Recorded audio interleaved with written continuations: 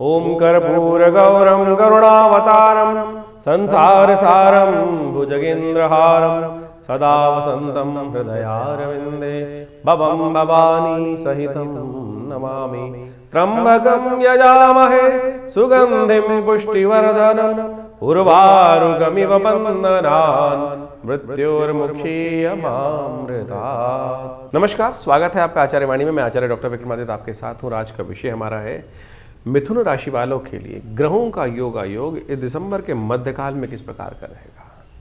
देखिए, दिसंबर का मध्यकाल ग्रहों का एक विशेष परिवर्तन लेकर आपके समक्ष उपस्थित हुआ है। बड़ी विचित्र स्थिति ग्रहों की बनी हुई है। मंगल अस्त, शुक्र अस्त होने वाले हैं, उन दोनों का योग बनने वाला है। सूर्य के साथ योग बनने वाला है। बृहस्पति उदय हो चुके हैं। बृहस्पति बहुत बढ़िया तरीके से राशि का परिवर्तन करने का आपकी राशि में योग बना चुके हैं। जिस तरह से आपकी राशि में बैठे हुए हैं, लग्न राशि में आपके लिए विराजमान होकर बैठ गए हैं। सबसे बड़ा परिवर्तन आपके लिए है। सूर्य खरमास में जाने वाले हैं, खरमास जाने वाले हैं और आपकी राशि के बिल्कुल सम्मुख एक ऐसा योग बनाते हैं। खरमास में आमतौर पर सूर्य कमज़ोर हो जाते हैं, लेकिन इस बार सूर्य आपकी राशि में कुछ नया आपको शक्ति देने के योग बनाते दिखाई दे रहे हैं। बस आपको ध्यान रखना पड़ेगा चीज़ों को कि आपकी हिम्मत, मंगल का जो है अस्त होने का प्रभाव जो है वो नेगेटिव ना हो। साथ साथ शनि महाराज का एक अंकुश लगातार चल रहा है कि वो आपके राज्य वाले भाव में, आपके सम्मान वाले भाव में कहीं ना कहीं बैठे हुए हैं। तो आप इन सब चीज़ों को कंट्रोल कैसे करेंगे, क्या कुछ ग्रहों का खेल आपकी राशि में होगा, ये सब हम आपको बता रहे हैं। किस प्रकार से ग्रहों का प्रभाव आपके जीवन में पड़ने वाला है, सिलसिलेवार तरीके से समझ लें। सबसे पहले बात कर लेते हैं 11 तारीख की। 11 दिसंबर बृहस्पतिवार का अवसर, सप्तमी तिथि विद्यमान है और इस दिन ग्रह नक्षत्रों के दृष्टिकोण से ग्रहों का योग यदि देखें तो आपके लिए अच्छा पराक्रम का योग दिखाई देता है। आपके अकेले की हिम्मत 100 के बराबर है और आप बहुत सारी चीज़ों को करने के लिए अद्भुत सामर्थ्य के साथ में विराजमान है। बस मंगल को थोड़ी शक्ति देने की आवश्यकता है, क्योंकि मंगल चल रहे हैं अस्त। मंगल के अस्त चलने के कारण से कई बार क्या होता है कि अच्छे लोग हमारा साथ बोलते तो है, हम साथ रहेंगे, लेकिन लास्ट मोमेंट पे भाग जाते हैं और आप फंस जाते हैं उस अकेले चीज़ में। तो आपको बस इस बात का ध्यान रखना है कि साथ उन्हीं का देना है, साथ उन्हीं के रहना है कि जो आपके साथ हों, नहीं तो पीछे बहुत सारे लोग धोखा देने की स्थिति उत्पन्न कर सकते हैं। इस दिन कालाष्टमी है, भगवान शिव का सुंदर पूजन करें।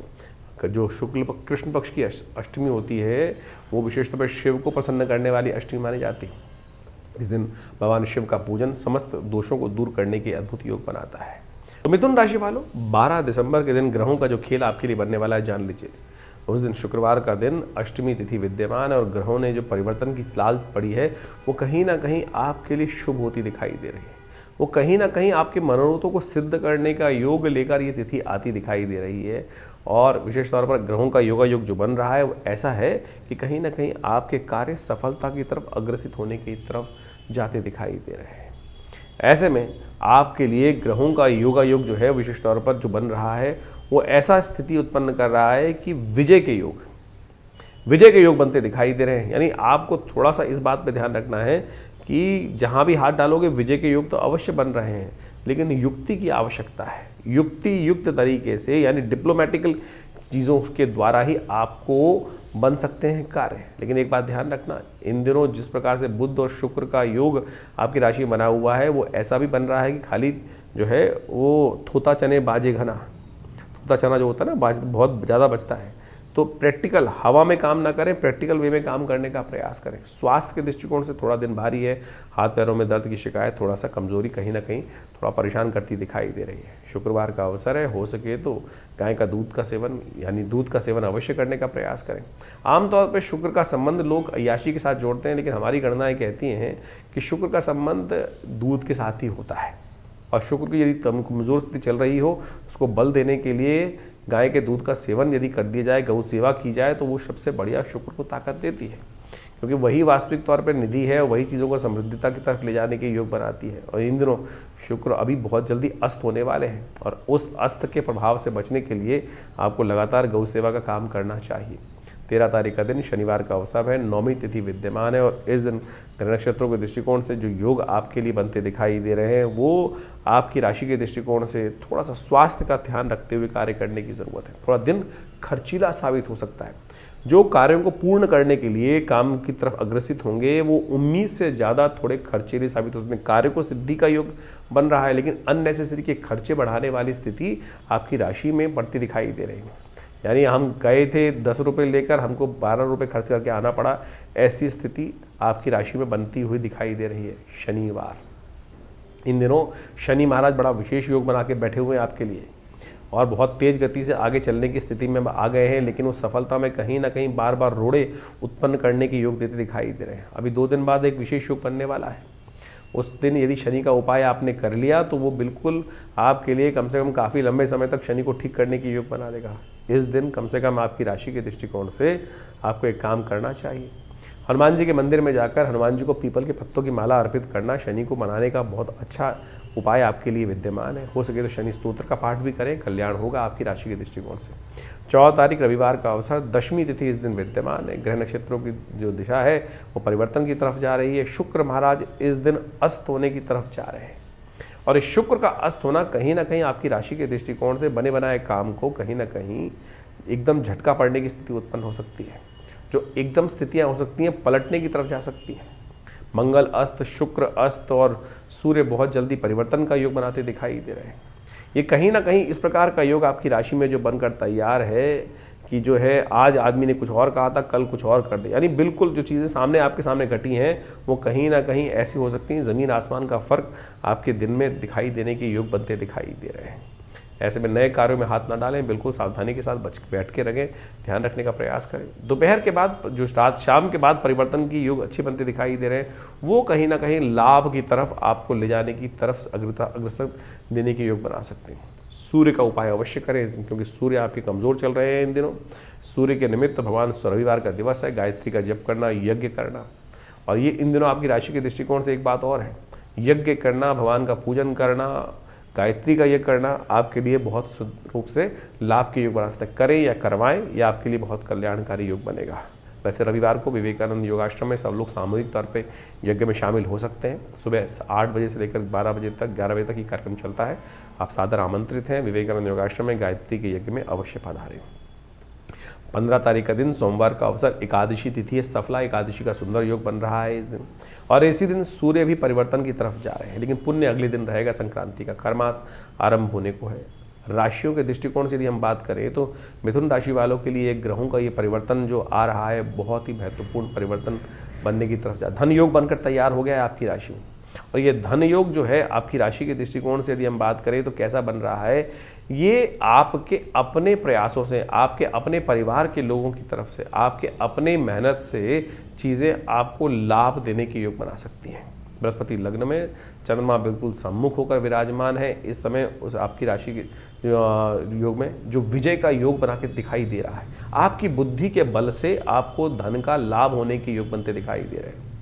बृहस्पति से दृष्ट होकर चंद्रमा पंचम भाव में जिस प्रकार से योग बना रहा है, ये आपकी बुद्धि बल से कहीं ना कहीं लाभ की स्थिति आपके समक्ष उत्पन्न कर सकते हैं। इसलिए अपनी बुद्धि को कमज़ोर मत समझना। कई बार क्या होता है, हम लोग अपने आप को इन्फीरियर समझ के बैठ जाते हैं। अरे मेरी बुद्धि तो सही काम करती नहीं। अरे ये बुद्धि ही है जो आपको लाभ देने के योग बनाने वाली है इस दिन। खासतौर पर इन 2-3 दिनों में अपनी बुद्धि का पूर्ण उपयोग करते हुए कार्य करने का प्रयास करें। सफला एकादशी है इस दिन। शनि महाराज आपके बहुत खराब चल रहे हैं। शनि महाराज हर मामले में कहीं ना कहीं अपनी टांग अड़ाने को बैठे हुए हैं। सफला एकादशी के दिन क्या होता है, वैसे हम जो भोगते हैं ना, कष्ट भोगें चाहे सुख भोगें, अपने कर्मानुसार ही भोगते हैं।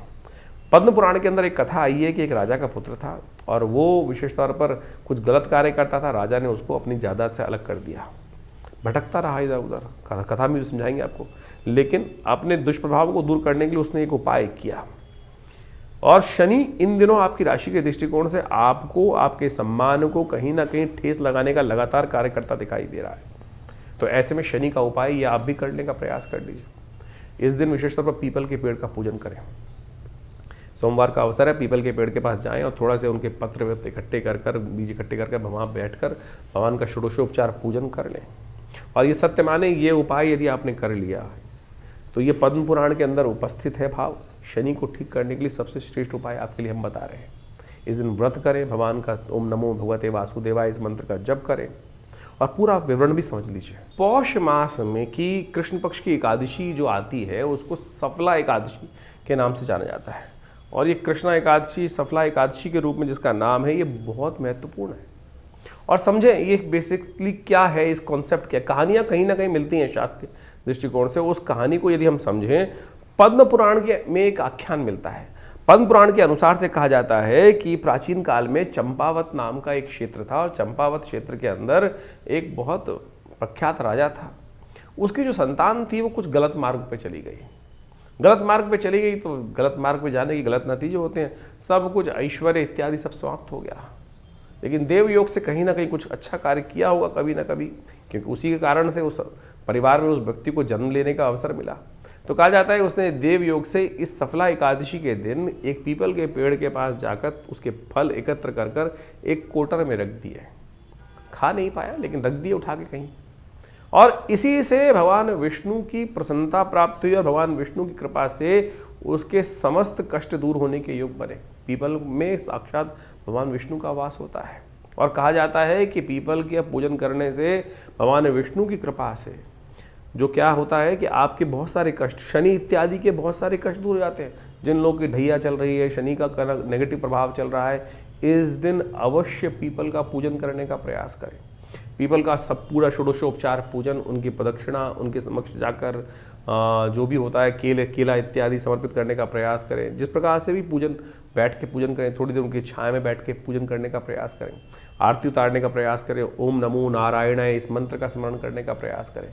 कैसी भी शनि की ढैया, कैसे भी शनि का प्रभाव चल रहा है, उससे इस दिन ये पूजा करने से भगवान विष्णु की कृपा ही प्राप्त होगी, महालक्ष्मी का आशीर्वाद भी मिलेगा और बड़े से बड़ा जो जीवन का किया हुआ दुष्कर्म है वो विशेष तौर पर कट जाता है। छोटा सा प्रयास करने का प्रयास कीजिए ना। जितने ये देखिए ये टेस्टिमनीज हैं, जो उपनिषद की कथाएं हैं, पुराणों की कथाएं हैं, वो विशेष तौर पे उस राजा की कथा यदि आप समझ लें तो क्या है कि उसने केवल इतने से तो किया कि जो पीपल के पेड़ के नीचे जो फल इत्यादि होते हैं उनको एकत्र कर कर एक जगह कोटर में इकट्ठा कर दिया। तो मुझे लगता है कि आपको भी यदि इसी भाव से उस कोटर में जाकर उस फलों को एकत्र कर कर उनको वहीं प्रसाद रूप में थोड़ा सा भक्षण भी कर लें। पीपल का जो वृक्ष का जो फल है वो विशेष तौर पर आप मान के चले कि ये बहुत अद्भुत शक्ति संपन्न माना जाता है, बहुत सारे कष्टों को निवारण करने का योग बनाता है। शनि के तमाम प्रभावों को दूर करने के लिए, नेगेटिव प्रभावों को दूर करने के लिए तो ये अद्भुत है। तो इस दिन विशेष तौर पर क्या करना है, पीपल के पेड़ के पास जाके बैठना है, थोड़ी देर वहाँ उनका आरती पूजन करें, ओम नमो नारायणाय का स्तवन करते हुए प्रदक्षिणा करें और एक अपनी हाइट के बराबर का धागा ले लीजिए और उसको वहीं पर वहाँ प्रदक्षिणा करके 7 प्रदक्षिणा करके उस पीपल के डोर में बांध दीजिए पीपल के साथ साथ। और साथ साथ एक तिल का तेल होता है उसका दीपक लेकर वहीं प्रज्वलित कर दीजिए। ओम नमो भगवते वासुदेवाय, ओम नमो नारायणाय इसका स्तवन करें तो देखिएगा भगवान की कृपा से आपके बहुत सारे कष्टों को ठीक करने के लिए, जो भी दोष जीवन में लगे हैं कर्म के अनुसार से, उससे निवृत्त होने के लिए भगवान की कृपा से कष्ट दूर होने का ये योग बनेगा। छोटा सा प्रयोग, शास्त्रोक्त है, लगता बहुत छोटा है लेकिन आप सत्य माने जो प्रभाव पद्म पुराण में लिखा है वही कथा हमने आपके समक्ष उपस्थित करी है। तो आप इसको करें, देखिए कल्याण के अवसर आपको प्राप्त होंगे। 16 तारीख का दिन मिथुन राशि वालों के लिए बहुत विशेष बनता दिखाई दे रहा है। मंगलवार का अवसर है, द्वादशी तिथि विद्यमान है, सूर्य परिवर्तन की तरफ चले गए और सूर्य 16 तारीख की सुबह 4 बजे के आसपास जो आपकी राशि के सप्तम भाव में प्रवेश कर रहे हैं, बृहस्पति के सामने दृष्ट हैं, बृहस्पति की राशि में विराजमान है, ये कहीं ना कहीं बैलेंस क्रिएट करते दिखाई दे रहे हैं। वैसे तो सूर्य सप्तम भाव में आकर व्यक्ति को एग्रेसिव बना देता है, लेकिन खरमास भी आरंभ हो जाता है। तो करीब करीब सुबह 4 बजे के आसपास ये परिवर्तन जो हो रहा है, ये आपकी राशि के दृष्टिकोण से देखा जाए तो क्या है, परिवार में कई बार द्वेष उत्पन्न करने के योग बना देता है। वो कहीं ना कहीं आपकी राशि के दृष्टिकोण से जो ग्रहों का योग दिखा रहा है वो अननेसेसरी हर चीज़ में मैं ही और गलत लोगों के कारण से परेशानी में फंसने के योग बन सकते हैं। चरित्रवान रहिए, चरित्र का बहुत ज़्यादा ध्यान रखते हुए कार्य करने की ज़रूरत है इस सूर्य के परिवर्तन के अनुसार से। और यदि अपने चरित्र के दृष्टिकोण से कार्य किया तो चरित्र को बैलेंस करके कार्य किया, गलत तरफ की तरफ नहीं गए, तो ये सूर्य 1 महीने में आपके लिए बहुत ज़बरदस्त तरीके से किस्मत जगाने का रास्ता भी खोलते दिखाई देंगे। आपकी राशि के दृष्टिकोण से इस वक्त आपको परोपकार का कार्य अच्छे करने का प्रयास करना चाहिए। ये ग्रहों का योगायोग आपकी राशि के दृष्टिकोण से जो दिखा रहा है वो विशेष तौर पर आपके काम धंधे रोजगार में कहीं ना कहीं लाभ की स्थिति उत्पन्न करने के योग बना सकता है। भागीदारी के काम जहाँ कहीं ना कहीं कहीं झगड़ा चल रहा हो तो उसमें कॉम्प्रोमाइज़ करने के रास्ते भी खोलने के ये अवसर आपके समक्ष दे सकता है। तो शांत बैठकर, बहुत ज़्यादा गुस्सा नहीं, सूर्य सप्तम भाव में आ गए तो गुस्सा बहुत ज़्यादा कर सकते हैं। और खरमास चल रहा है तो सूर्य क्या होता है कि उतनी ताकत में होता नहीं है जितनी ताकत लगाने की ज़रूरत होती है चीज़ों के अंदर। तो क्या होता है, थोड़ी कमज़ोरी रह जाती है कई चीज़ों में। तो ये समय जो है वो कहीं ना कहीं अपनी चीज़ों को कॉम्प्रोमाइज़ करने की तरफ आपको अग्रसित करने के लिए योग, समझौते की तरफ अग्रसित करने के योग बनाता दिखाई दे रहा है। तो ऐसे में अपने जीवन साथी पर भी विश्वास रखते हुए कार्य करें। जो लोग शादीशुदा हैं उनके साथ जितने बढ़िया रहेंगे चीज़ें आपके लिए उतनी अच्छी, आपकी किस्मत को जगाने वाले योग बन सकते हैं इस वक्त। और आपके ग्रहों के दृष्टिकोण से इस वक्त कुछ नया संबंध स्थापित करने के योग भी बहुत जल्दी से बनते दिखाई दे रहे हैं। ये आने वाले 3, 4, 5, 6 महीने जो हैं ये बहुत बढ़िया से कहीं ना कहीं स्थितियों को पॉजिटिव करने की तरफ, पदार्पण करने की तरफ योग बनाते दिखाई दे रहे हैं। ऐसे में कुछ खास उपाय हैं वो अवश्य करने का प्रयास कीजिए सूर्य के नेगेटिव प्रभाव को दूर करने। सबसे बढ़िया जो आपके लिए रहेगा, गौशाला में गाय का पूजन अवश्य करने का प्रयास कम से कम रविवार तो अवश्य अपनी सामर्थ्य के अनुसार से गाय को अवश्य कुछ ना कुछ भोजन इत्यादि देने का प्रयास कीजिए। हो सके तो घर की एक रोटी अवश्य गाय को अपने हाथ से खिला दें तो बहुत अच्छा रहेगा। यह उपाय आपके लिए बहुत विशेष बनता दिखाई दे रहा है। भगवान सूर्य का मंत्र अवश्य जप करें। ओम गणे सूर्य आदित्याय नमः। इस मंत्र का जप करना आपके लिए बहुत सारे कष्टों को निवारण करने के योग अवश्य बनाने की स्थिति उत्पन्न कर सकता है। घर वाले जितने प्रसन्न आपके लिए, खासतौर पे गुस्से में न रहे, घर वालों को जितना प्रसन्न रखेंगे उतनी किस्मत साथ देने के लिए अवश्य योग बनाएगी आपके लिए। तो धनु संक्रांति जो है वो विशेष तौर पर होने को तैयार है और एक खर मास माना जाता है। इस बार 15 दिसंबर की रात्रि में करीब 28 यानी सुबह 4 बजे, यानी आप मान के चलें 16 तारीख को सुबह 4 बजे सूर्य परिवर्तन की तरफ जा रहे हैं। संक्रांति सुबह 4 बजे होने के कारण से, रात्रि में सूर्यास्त होने के बाद से होने के कारण से इसका जो पुण्य है वो 16 तारीख को ही माना जाएगा। खरमास आरंभ हो रहा है और खरमास में क्या होता है कि सूर्य की गति थोड़ी कम हो जाती है। और ये सूर्य की गति, सूर्य ऊर्जा के मालिक माने जाते हैं। सूर्य ऊर्जा के मालिक माने जाते हैं, संसार को चलाने वाले माने जाते हैं। और जो मीन राशि में और धनु राशि में जब सूर्य आते हैं, बृहस्पति की राशि में है, तो कहीं ना कहीं सूर्य की गति को कहीं ना कहीं कम होने के योग बन जाते हैं। लेकिन ऐसे में इस बार जो है वो सूर्य की गति कम नहीं करने देंगे बृहस्पति, क्योंकि बृहस्पति बिल्कुल सम्मुख बैठे हुए हैं सूर्य के। और वो बृहस्पति जो है उनका प्रभाव पूरी तरह से सूर्य पे पड़ता दिखाई दे रहा है। तो ऐसे में आपको अपनी एनर्जी कम नहीं दिखाई देगी, थोड़ी सी एंजाइटी ज़्यादा रहेगी, तो थोड़ा द्वंद्व से फंसते बदलाव करें, इस बात का ध्यान रखें। बिल्कुल कि सूर्य के बिल्कुल सम्मुख बृहस्पति महाराज अपनी राशि पर पूर्ण दृष्टि डालते दिखाई दे रहे हैं। तो ये खर नेगेटिव नहीं है, खर मास जो है ये पॉजिटिव ही बनता दिखाई दे रहा है। ऐसे में थोड़ा सा नित्यपति उपाय भगवान सूर्य का अवश्य करने का प्रयास करें। सबसे बड़ा उपाय हमने आपकी राशि के दृष्टिकोण से तो उपाय बताया ही है, लेकिन एक बात और ध्यान रखें, थोड़ी देर भगवान सूर्य का दर्शन अवश्य करें।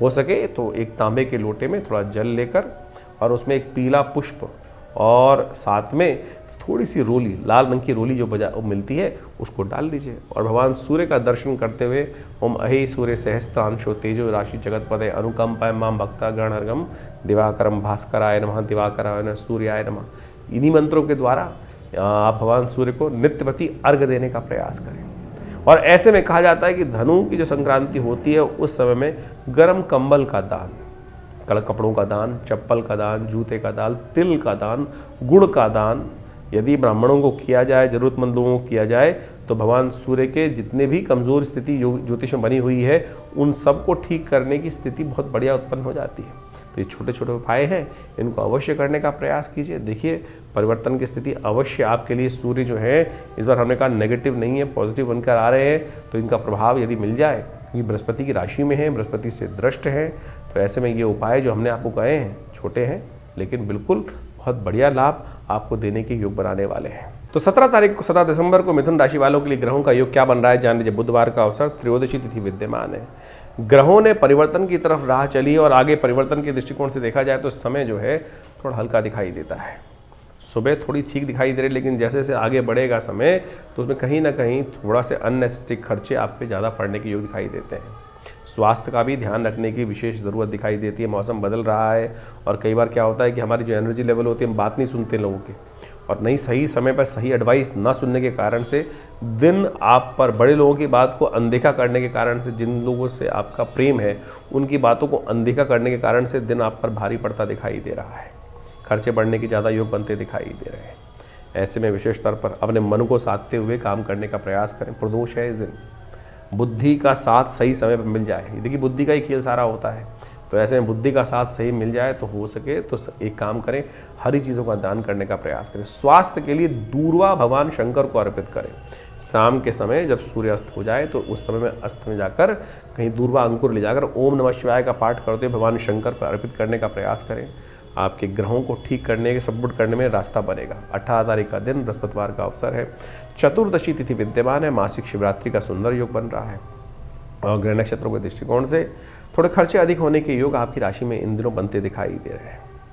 अननेसेसरी अपनी पोजीशन को बनाने के लिए आपको ऐसे योग बनते दिखाई देंगे कि क्या होता है कि थोता चने बाजे घना होता है ना, कि हम हैं कम स्थिति में और हमको अपने आप को ज़्यादा दिखाना पड़ता है। कई बार हर चीज़ में हम ही हम ऐसा दिखाने के लिए कहीं ना कहीं वो अपने इंप्रेशन को अननेसेसरी बनाने के चक्कर में थोड़ा दिन हम पर भारी पड़ता दिखाई दे रहा है। ऐसे योग आपकी राशि में बनते दिखाई दे रहे हैं।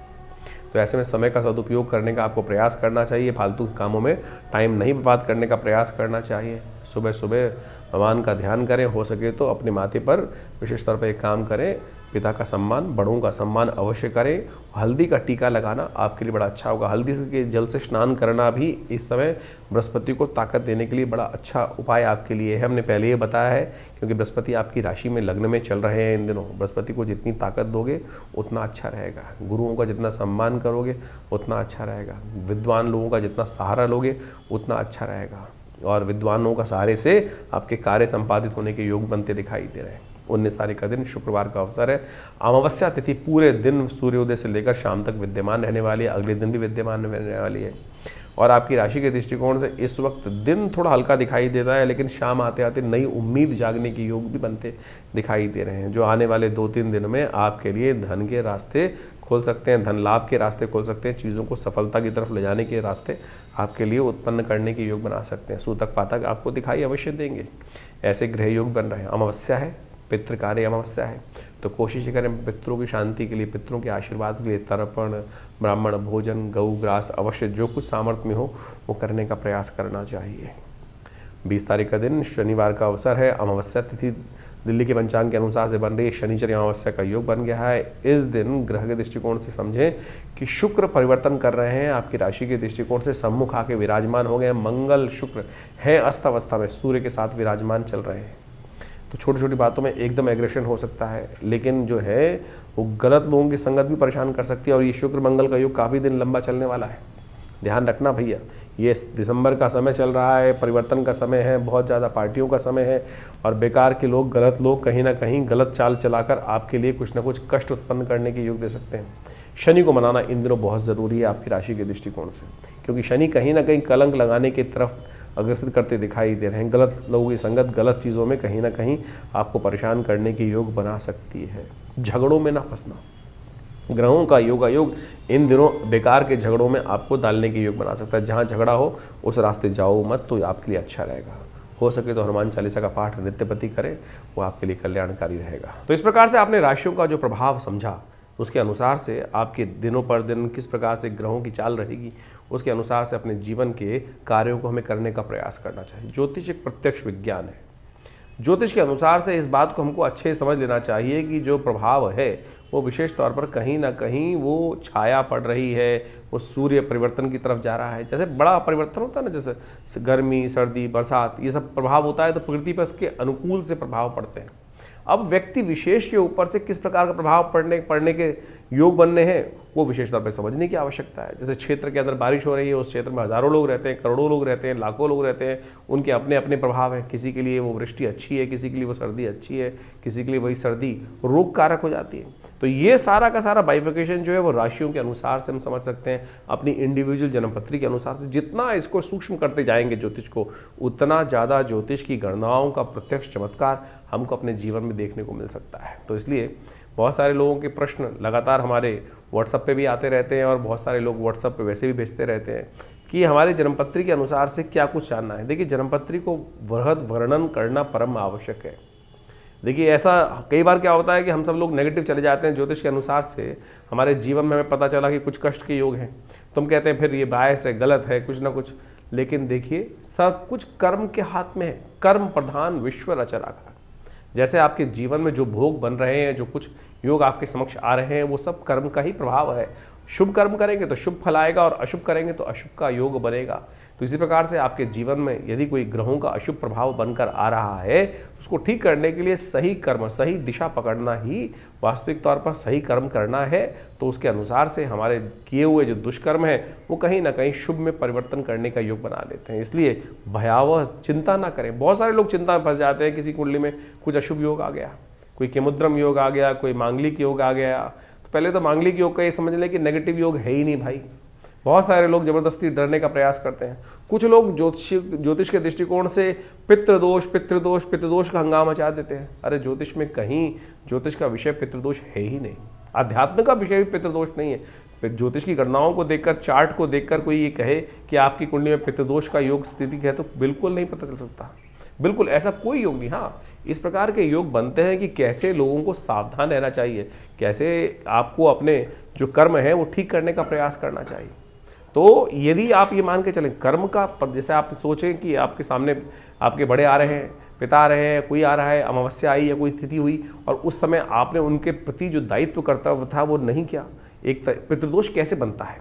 आप मान के चलें आपने किसी बुजुर्ग व्यक्ति को कुछ उल्टा सीधा कह दिया और उसके मन से कुछ परेशानी हुई, तो आप समझें ये ऋण आप पे चढ़ गया, कर्म का दोष आपके जीवन में हो गया। और यही वास्तविक तौर पर जो कुछ दोष हैं वो बनते हैं। और ये कुंडली के अनुसार से बोलना कि भाई आपकी कुंडली में तो पितृदोष का योग बना हुआ है, तो ये बिल्कुल गलत है, फालतू की बात है। तो आप अपने कर्म को सुधारने का प्रयास करें, सही दिशाओं में कार्य करने का प्रयास करें। और जो कुछ कार्य हम आपको बता रहे हैं, आपकी राशि के अनुसार से योग बन रहे हैं, आपकी जन्मपत्री के अनुसार से योग बन रहे हैं, उनको करके तो देखिए। हमने प्रत्यक्ष चमत्कार एक नहीं हज़ारों बार देखे, हज़ारों बार देखे हैं और बहुत ज़बरदस्त तरीके से जीवन के कष्ट दूर होने के योग बनते हैं। तो इसलिए अपने कर्म को सुधार कर सही दिशा पकड़ें, जन्मपत्री को समझने का प्रयास करें। बहुत सारे लोग कहते हैं हमारे पास जन्मपत्री नहीं है, हमारे को राशि ही नहीं पता है। तो आपकी नाम की राशि भी तो है, आपके नाम के अनुसार से आप जान सकते हैं कि कौन सी राशि आपकी बन रही है। राशियाँ कई प्रकार की हैं, जन्म की राशि, सूर्य की राशि, चंद्रमा की राशि, लग्न राशि और तो और उसके बाद आपकी कुंडली में जो नाम से आपके राशि चल रहे हैं वो योग। पुराने ज़माने में योग चलता था, बहुत सारे नाम से जाकर जन्मपत्री देख ली जाती थी। राशियों को मिलान करने की प्रयास, जन्मपत्री जब मिलान करते थे पति पत्नी की, तो उसके बाद एक योग अपनाते थे वो लोग कि भाई अगर जन्मपत्री नहीं मिल रही है तो लड़की का नाम या लड़के का नाम शादी के बाद बदल दिया जाता था। क्या था वो राशि के योग बदलने का ही तो एक छोटा स्टेप था। ठीक है, वो अज्ञानता के कारण से था, उससे प्रभाव, लेकिन ये सब छोटे छोटे टोटके जो तथाकथित तौर पर ज्योतिष के अंदर रहे हैं, इन सब का प्रभाव होता है वही राशि के दृष्टिकोण से। तो आप इनको सही समझने का प्रयास करें। तो आपकी राशि जन्मपत्री में योग में क्या योग बन रहे हैं, किस प्रकार की स्थिति ग्रहों का परिवर्तन से प्रभाव पड़ेगा। और बिल्कुल आप सत्य माने, अभी बृहस्पति महाराज चेंज हुए कुछ दिन पहले, हमने ऐसा देखा कि बिल्कुल जो संसार में प्रभाव पड़ रहा था, बहुत सारे लोग प्रत्यक्ष योगों की कुंडली में परिवर्तन दिखाई दिया। तो आपके लिए कौन सा समय अच्छा है, कौन सा समय खराब है, हम वैसे तो नित्यपति बताते ही हैं। तो आपके मन में भी कोई प्रश्न चल रहे हो, चिंता ना करें, आप हमारे इस कार्यक्रम में हमारे साथ जुड़ सकते हैं। और व्हाट्सएप के माध्यम से भी आप अपने प्रश्न को भेजते हैं बहुत सारे लोग, लेकिन उसमें सिर्फ किसी ने हाथ बना के भेज दिया, किसी ने केवल अपना नाम लिख के भेज दिया, ना प्रश्न लिखा है ना कुछ लिखा है, तो जवाब कैसे दिया जाएगा। तो आप अपने प्रश्नों को सही से, अपना नाम, आपकी आयु, आपकी date of birth, time of birth, place of birth, कहाँ जन्म स्थान है, वो सब लिखिए। और साथ साथ अपने जन्मपत्री की एक फ़ोटो भेज दीजिए अगर है तो आपके पास, और क्या आयु है आपकी इस वक्त और क्या प्रश्न आपके मन में चल रहे हैं, क्या समस्या को निदान चाहिए। हज़ारों लोगों के प्रश्न आते हैं और बहुत सारे लोगों ने कुछ लिखा ही नहीं होता है, तो जवाब क्या दिया जाए हमारे आश्रम की तरफ से। तो इसलिए कोशिश ये करें, डिटेल्स को सही से भेजने का प्रयास करें। और बहुत सारे कार्यक्रम समय समय पर आपके लिए होते ही रहते हैं आश्रम पे, आप उन सब में भी समय समय पर आकर आश्रम पे जुड़ सकते हैं। प्रयास करेंगे कि संसार के कष्ट दूर हों, जीवन के कष्ट बहुत अद्भुत प्रकार से दूर होने के लिए ज्योतिष विज्ञान का सर्जन हमारे ऋषि मुनि ने किया है, तो उसका लाभ लीजिए, कल्याण होगा।